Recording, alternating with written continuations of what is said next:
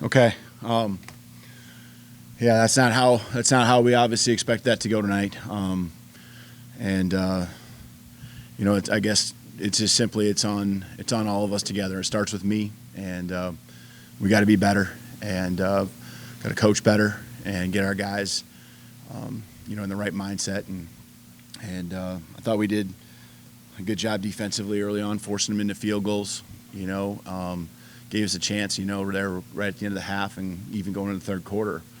Just 9-point game, and so offensively we just couldn't get things rolling. We'd make a play, and then at some point in the drive, a turnover or a negative play, penalty, and it's just frustrating. And our guys are frustrated. I mean, they're the ones that are the most frustrated, because they want to do it. They're not doing that on purpose, and just some missed opportunities there, early in the game that we didn't take advantage of, and all of a sudden kind of the tone goes in a certain direction. Not that they didn't keep fighting. I didn't see that. Didn't keep playing. But, yeah, it was just you got to tip your hat to them too. They came in and rose to the occasion, and right away, they just never flinched. So, questions? Yeah, Andrew. Or I think yeah, I can hear you. Big picture, Coach, you guys are going to need help now, obviously, to get back to the Mountain West Championship game. I know you haven't started to think about all the scenarios, but you had talked a couple weeks ago about getting back and controlling your own destiny. Yeah. You talk about the frustration. How frustrated is it that you don't do that anymore? Yeah, that's exactly what we just talked about in the locker room. It isn't in our hands anymore. But that I did tell them, we have to make sure we do our part to where if things, worked out in our favor from other games, that we're in that place and that position to be able to jump on it. And we can't let Boise State beat us twice. That's what definitely can't happen. And more than ever, we got to flush this game. And it doesn't mean that we're not going to go watch the film and, really dissect it and critique it. And because we got to do that. We got to be better because the next teams are going to look at the areas where we were weak. But getting back to your question, that's what we got to do. We got to make sure everything we're in control of, that we take care of business there. And I believe some of the teams that we've beat still got to play each other. And so again, I don't know all the scenarios, but we do need some help. But we got to make sure that we don't hurt ourselves any more than we did tonight. Ronnie ended up getting the bulk of the touches at running back. Obviously, that assumes that he's 100%. Is that what you guys wanted, though, or maybe to have more of a balance there with how well Mims had been playing the last couple of weeks? Yeah, I mean, we wanted more touches in general just because, we wanted to be on the field and have more balance, just the way the game was flowing and especially in the second half. But, probably Ronnie might be a little healthier than Mims at the time, and Mims will be fine, I think, in a week. But he's carried the ball a lot the last 2 weeks, and so, there's some things he's working through.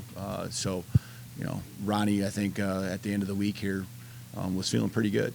You saw him rattle off some runs, kind of old Ronnie, the way Ronnie does it. And unfortunately, we'd have a penalty here or a penalty there. It just seems like we couldn't get the whole part of the run. Things were getting called back. But I don't see anything where he re-aggravated or had any steps backwards with his injury. So I'm excited about him. And then Jordan needs another week here. So he took a wear and tear in the last 2 weeks, carrying the ball as many times as he did. Coach, to what do you attribute Jake's 3 interceptions, and how would you assess his play tonight? Yeah, I mean, there's no one more frustrated than him, and I think he forced the one, in the back of the end zone. He was actually trying to throw it out the back of the end zone, and it just didn't get there. But you just got to really lock in and focus on his reads and throw on time. There, they did a good job in disguising things and just not forcing things and they just couldn't find that rhythm that Jake has most of the time. And I thought there was a time or two he made some throws that we needed to go help him out with in the first quarter and even in the second quarter, deep ball and third down conversion opportunity. But we need to help each other out. When one guy was making a play, we faltered in other areas, and it wasn't just a quarterback. It just wasn't receivers. It was, it wasn't just the O-line. We just got to be better. And when one guy, that's the beauty of football. When one guy makes a mistake, it hurts you. You got to have all 11 guys operating and doing their job. Can you tell us what happened on the play where David Perales was ejected, and confirm that you're not going to have him for the first half of next week? Is that right? Yeah, I honestly couldn't give you a great assessment. I haven't seen a replay. I felt like it was even close to being a fumble, maybe. I don't know. You see it and probably have had better angles and maybe even chance to review it more than I have. Surprised me. I mean, it must have been something with his hand coming into the helmet. That's what I'm assuming happened.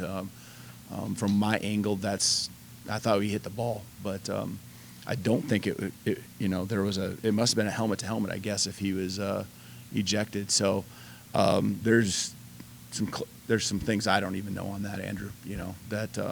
And again, to answer the second part, that would be my understanding as of right now for next week.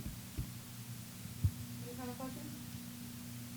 I've got one more. Yeah, yeah. I'll just pass it around. Yeah, I can hear you, Andrew. Sure.